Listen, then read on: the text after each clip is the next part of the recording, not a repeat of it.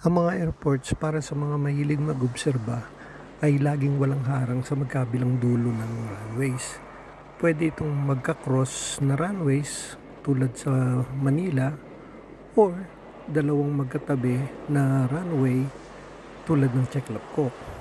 Pero bibihira lang o nag-iisa itong Kai Tak International Airport na may mga bundok sa isang dulo ng runway.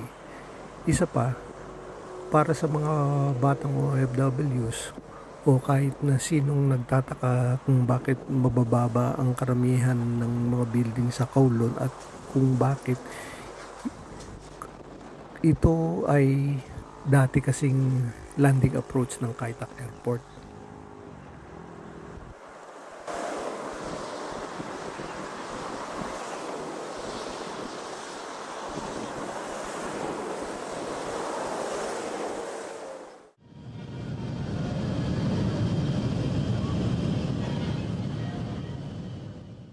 When I knew that I will be working in Hong Kong, my first purchase was a video camera. For me, it was a priority and a very important purchase, not because I am new in a location, rather I consider myself a tourist. I've seen the necessity of purchase even before going to Hong Kong. When an important family event has passed, I can only rely on photos to relive the memories. It was great to have photos, but I thought it was lacking. I wanted to hear what was being said, mainly because I wanted to be reminded further of these memories. No amount of money can make happen again. Kahit nga may mga video, kung inalis mo yung audio, pwedeng mong malimutan na kung ano na kaya ang pinag-uusapan doon.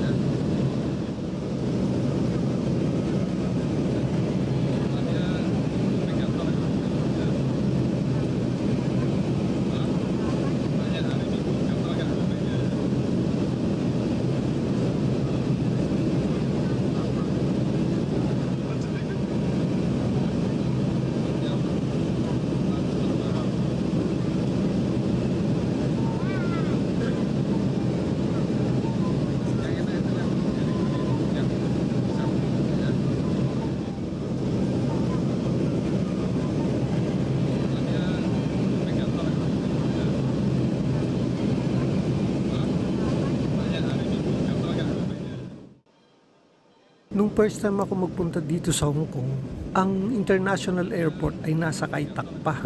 Ang balibalita ay isa raw ito sa pinakamahirap na airport sa larangan ng paglanding. Dahil habang palanding ay biglang liliko ng mahigit kumulang 45 degrees pag nakita na nila yung red and white checkerboard na nakapintura sa isang bundok para itong eroplano ay magsimulang maglanding. Paano kung hindi nila nakita dahil may fog o kaya smog? Aba, ewan ko na. Ito ay hindi simpleng gawin ayon sa mga piloto sa isang video na napanood ko, dahil ang training lang ay sa normal approach na diretso, at sa ilang airports na may kakaibang approach ay meron silang simulation trainer before actual na paglipad doon sa particular na airport. Ito ay isa sa mga dahilan kung bakit ang Kai Tak Airport ay isa sa mga pinakamapanganib at nakakatakot na airport sa buong mundo.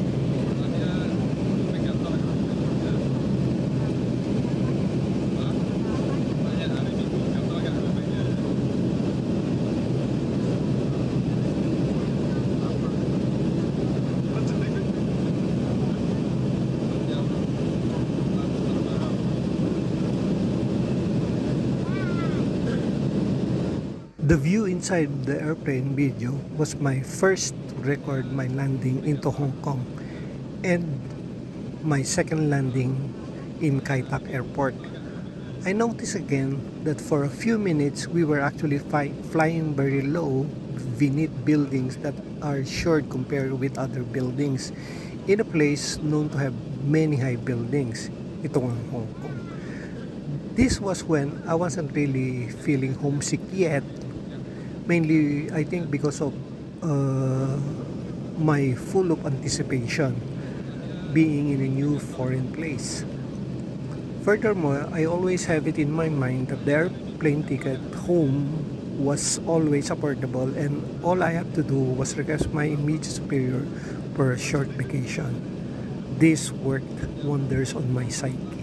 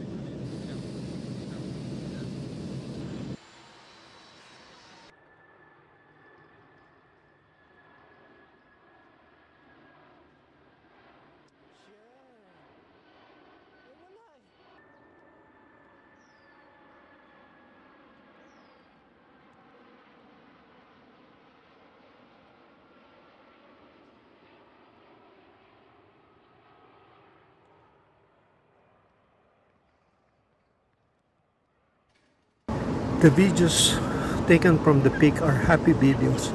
One of my coping mechanisms is I have invited many of my friends to come and visit Hong Kong and I promise to show them around for free with a promise to treat them to a dim sum and or Korean restaurant. Wala pa sa Pilipinas ng Korean barbecue at that time. So this was one of those times. Several of my friends actually came and I was glad with anticipation before they come. And after the visit, glad with new memories and experience.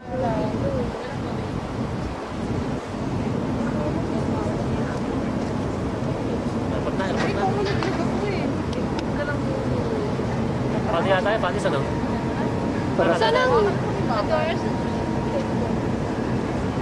Oo. Wala. Saan yun yung territory? Sa likuran ng bundok. Ano? Hindi nyo kami tinur para sa yung territory. Oo. Next time. Saan dyan ang Causeway Bay? Yan ang baby na. Ayun. Ano ka dito? Ay, ako nga. Sige lang, sige lang. Gusto ko kasama.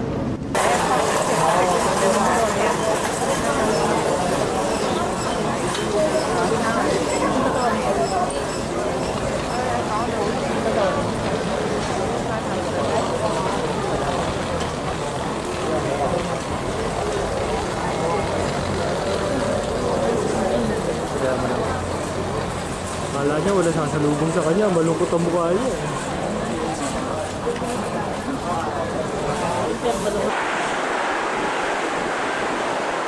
Welcome to Hong Kong! Yahoo! Eh, sa tayo, huwag mo kami iwan! Run! Ang ganda mo ba? Run! Itong lugar na to! Run! Huwag mo kami iwan! Run! Nakita na kayo? Run! Huwag mo kami iwan!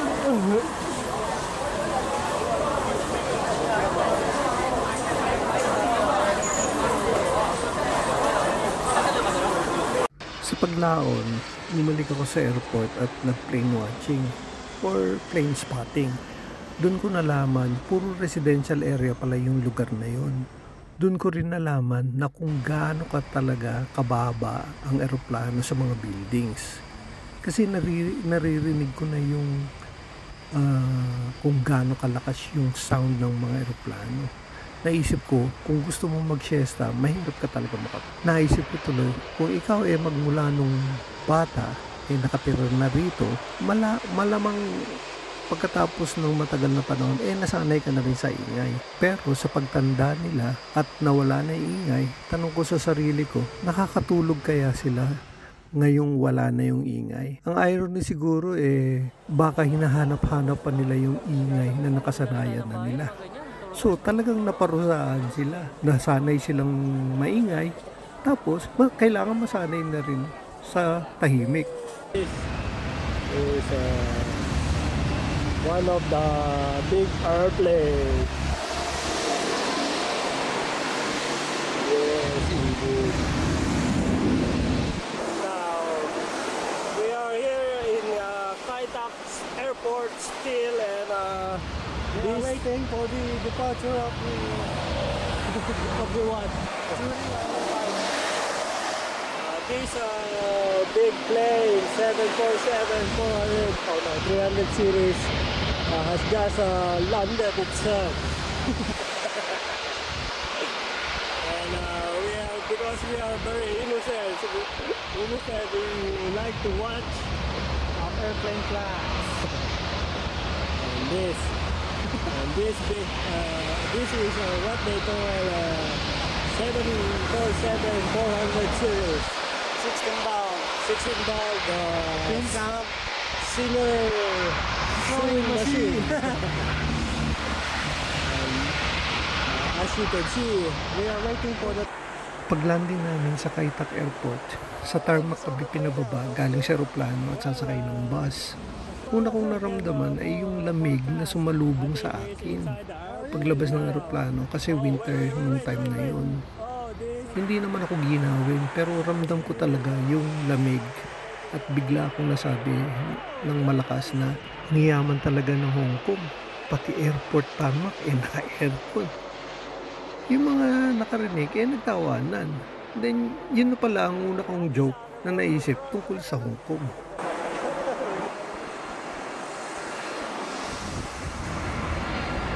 And here is another one flying again and again. This is the entry from the Thailand.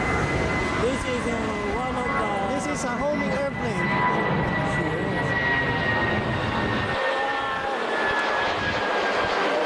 And we are still in Kai Tak Airport, and we're reporting to you live by Video 8 camera. But I don't know. Anyway, So this is a view from where I am standing in Kowloon side, and these mountain ranges you can see divides Kowloon side from the new territory. Yes, those are the mountains. And this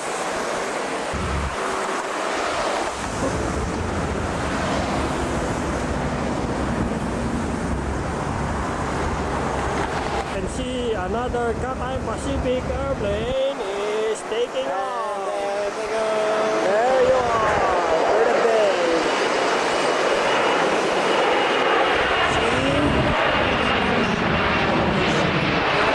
The videos with views from Shekimese were taken about the same time in the early 1990s. Those were what I call homesick videos, made when I need to do something or help me cope with my new OFW situation. The only way I know effective in my coping mechanism is I try and deal with it head on. I don't try and take my mind away from my homesickness or problematic situation. This is mainly because I know the situation or problem will still be there, and I know this will be harder to cope up with. That explains why when I feel homesick, I take videos of airplanes, and yes, I have to go on these difficulties until the problematic situation or the homesickness is lesser.